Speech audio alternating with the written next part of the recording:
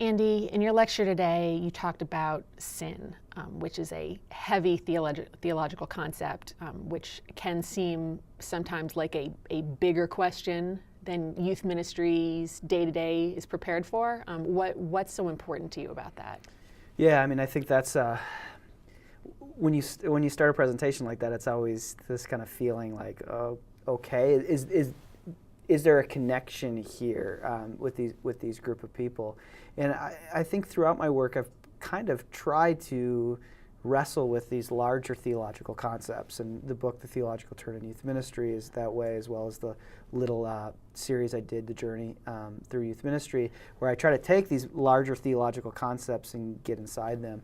And I think one of the reasons I've tried to do that in my work is ultimately, and I mean, the parallel I draw is that Eber Jungel, this German theologian, had this really powerful line that's been kind of informative to me, where he says the Christian church should most definitely talk about the process of faith, how people come to faith, how they share their faith, how they grow in their faith. But he says the Christian church should not get so enamored with the process of faith that it forgets to articulate and even proclaim the object of faith. In other words, become so enamored with how young people come to faith, grow in their faith, share in their faith, that they forget to help young people participate in, think about, reflect on who God is and how God acts in their midst, and imagine such action. And I think ultimately what my work is really trying to be about is reflecting on the object of faith. And if there's a critique, it's that I don't talk enough about the process. And I do that in some sense intentionally, to try to wean us off of too much of the process. And again, with Jungel, I think there's a reason, and there's good reason to talk about process, but it can become too much. And I think in the youth ministry world it has at times.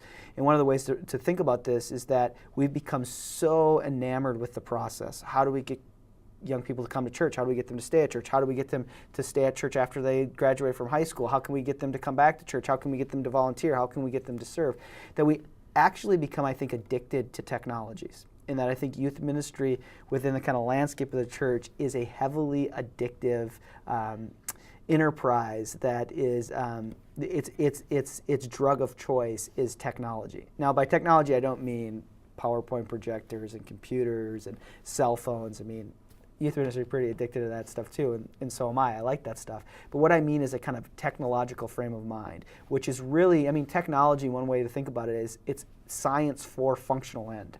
That it uses kind of scientific methods to solve a problem, to get something solved, to make something better. And I think so often youth ministries function this way, that its point has been to solve this problem, to get kids in church, to get them to stay at church, to get them to be moral as they become upwardly mobile middle-class people, that it's been all about kind of this process. And you go to a lot of kind of resource fair youth ministry places, and that's the kind of resources that sell.